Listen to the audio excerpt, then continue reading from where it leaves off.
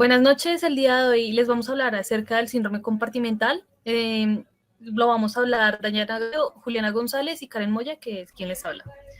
Siguiente, por favor. Bueno, nuestra tabla de contenido consiste en definición, causas, fisiopatología, clínica, diagnóstico y tratamiento. Siguiente, por favor. Bueno, primero que todo les vamos a hablar de la definición. Entonces, el síndrome compartimental se define como un aumento de presión en el interior de un espacio anatómico confinado, que este en sí causa cambios isquémicos de los tejidos incluidos en dicho espacio. Entonces, en este caso, a medida que el edema y el sangrado incrementan, la presión intracompartimental se compromete la circulación tisular y este genera un alterado en el metabolismo celular. Si este persiste, puede llegar a provocar la muerte celular, siendo los tejidos nervioso y muscular los más sensibles. Siguiente, por favor. El síndrome compartimental se divide en el agudo y en el crónico.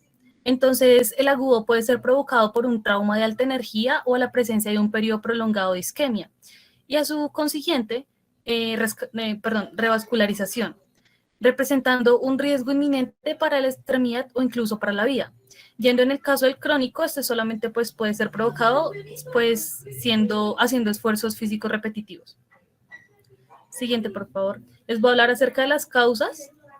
Entonces, aquí les muestro una tabla que pues más que todo se enfoca en las causas del síndrome compartimental agudo, que en este caso se divide en tres: la que genera acumulación de edema, que es lesión arterial, trombosis o embolia arterial; cirugía vascular, reimplantación de miembros, tiempo de uso de isquemia excesivo, ingesta de ergotamina, quemaduras o incluso mordedura de serpiente.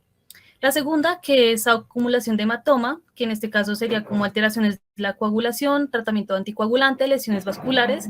Y la tercera, la combinación de edema y hemorragia. En este caso, pues sería de fracturas como fractura de tibia, antebrazo, supracondilias, humerales, fémur, lesión de tejidos blandos y osteomías. Listo, Seba, ¿lo puedes pasar, por favor?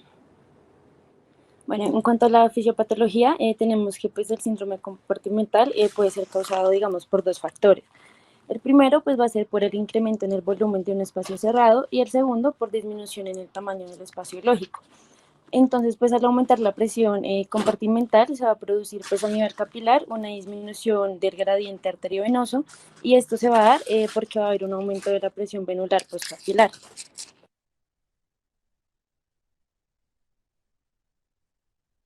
No, devuélvela, por favor, qué pena. Bueno, entonces el tono vascular, la presión sanguínea y pues la duración del aumento de la presión y demandas metabólicas tisulares son como factores muy importantes porque estos nos van a ayudar a determinar la aparición de pues, un síndrome compartimental. También tenemos que la causa más común de estos síndromes pues va a ser el daño muscular, pues lo cual va a conllevar a un edema. Este edema pues usualmente va a ser proporcional pues al daño.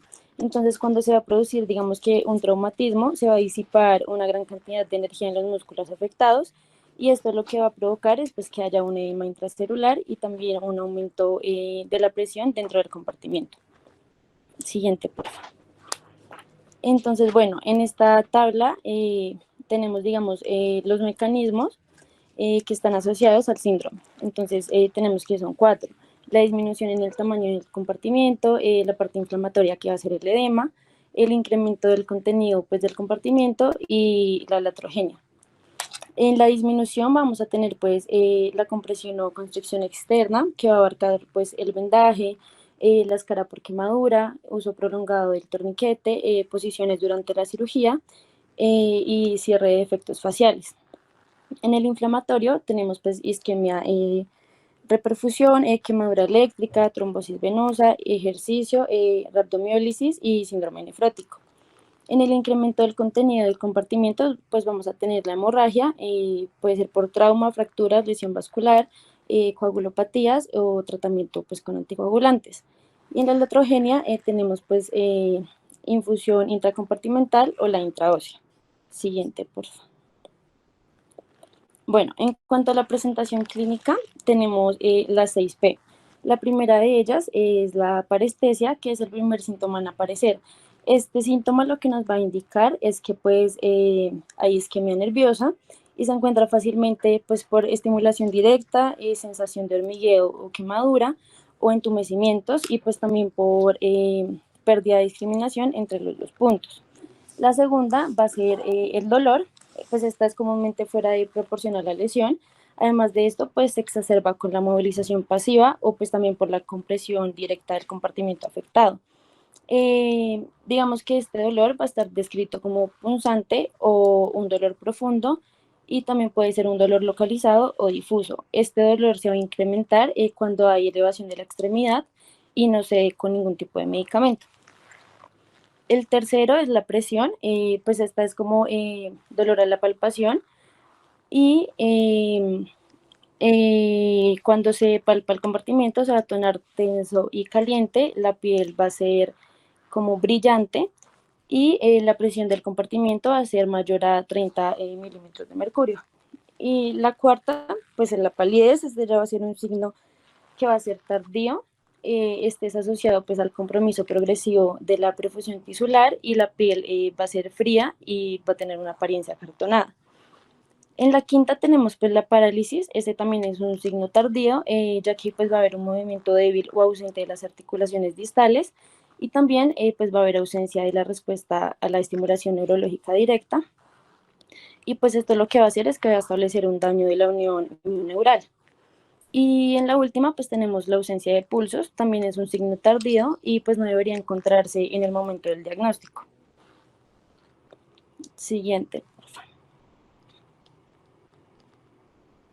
Y bueno, en los signos de alarma vamos a tener principalmente 5, que son dolor desproporcionado, disminución del llenado capilar, disminución del pulso, parestesias y pues cuando el paciente está inconsciente.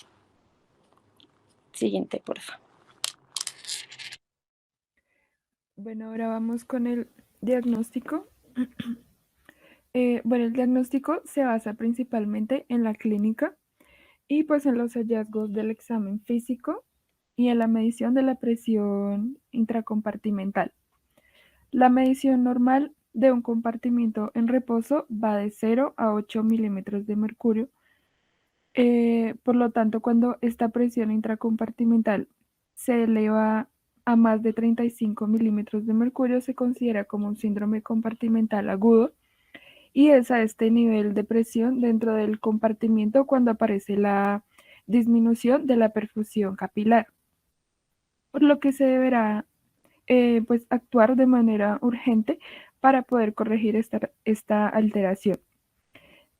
Un signo patognomónico, que son hallazgos distintivos característicos de una enfermedad, que en el caso del síndrome compartimental es la medición de la presión alta, o diferencial entre el compartimiento y la presión diastólica del paciente.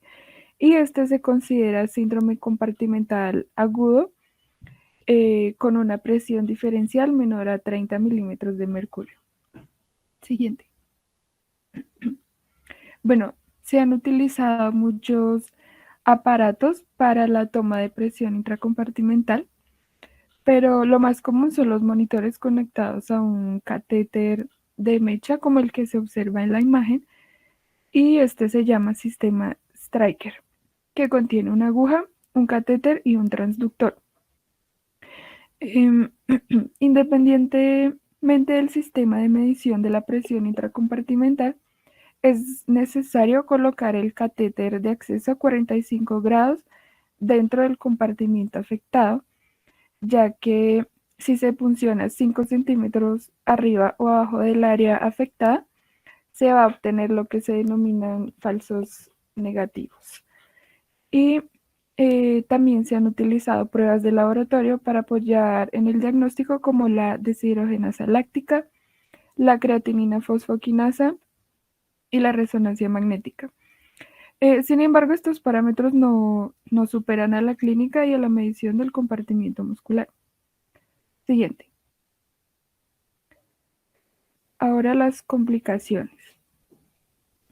Bueno, las complicaciones del síndrome compartimental agudo se presentan con necrosis de tejidos blandos, de músculos y nervios de un compartimiento afectado, siendo la más común la contractura de Volkmann, que esta es producida por una isquemia prolongada en un compartimiento como con una consecuencia de necrosis de músculo y de nervios. Esto conlleva una fibrosis progresiva que puede tardar hasta 9 meses en madurar, dependiendo de la cantidad de compartimientos afectados y pues será la severidad de la conducta final. Otra complicación que se puede presentar es el síndrome por aplastamiento, que también es llamado rhabdomiólisis, secundario a la destrucción de miocitos por la liberación de toxinas que al destruir la célula muscular, libera mioglobina a la circulación sistémica. Y pues esto es muy tóxico para el organismo, que puede llegar a producir falla renal y muerte. Siguiente. Tratamiento.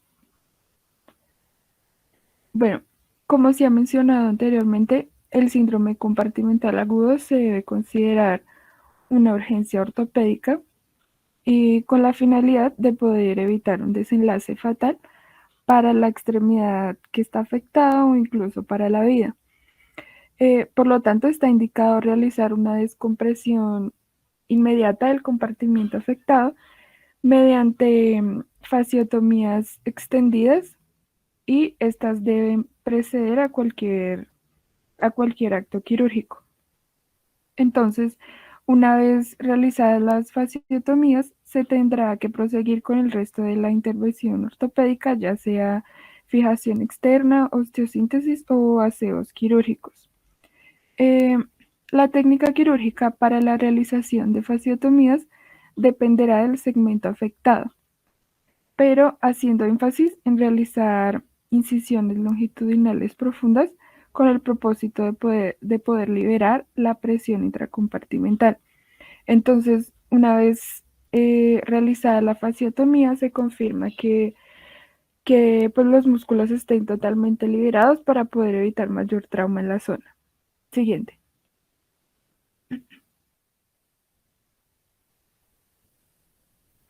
Bueno, aquí podemos observar a un paciente con fractura de tibia izquierda con el aumento considerable de volumen. Siguiente. Y pues las heridas se deben cubrir con apósitos estériles y húmedos con un vendaje no compresivo. Y posteriormente a esto, a las 48 horas se realizará una segunda revisión a las fasciotomías y se resecará el tejido desvitalizado.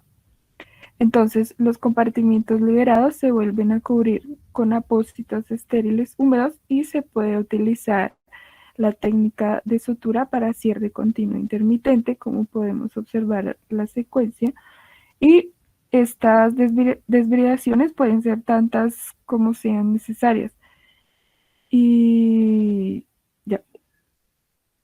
Entonces, les vamos a reproducir un video con el procedimiento. Bueno, en este vídeo se muestra una fasciotomía subcutánea, una de las técnicas para el síndrome compartimental crónico, que son personas que comienzan con dolor en una parte de la pierna, en externo, en anterior, lo más frecuente, con la actividad deportiva, sobre todo a partir de correr 2-3 kilómetros, depende de la persona, pues comienza con un dolor. Es un diagnóstico difícil que siempre tenemos que descartar otras cosas mucho más frecuentes, y consiste en medir la presión que hay dentro del compartimento muscular. Por debajo de la rodilla hay 4, vamos, en lo que es la pierna, y que es la parte más afectada, y lo que hacemos es introducir un sistema de presión, que es pinchando el compartimento, introducimos suero y nos da una medida de la presión del compartimento. Si supera unos umbrales, pues podemos tener este diagnóstico. Incluso a veces lo hacemos después de que la persona, en el caso de deportistas, pues vaya a hacer su deporte habitual. Una vez diagnosticado, pues lo que hacemos hay distintas variantes. En este caso decidimos realizar 3 pequeñas incisiones en la piel, a través de las cuales vamos a abrir 2 de los 4 compartimentos que hay en la pierna. el externo y el anterior, que son los más frecuentemente afectados.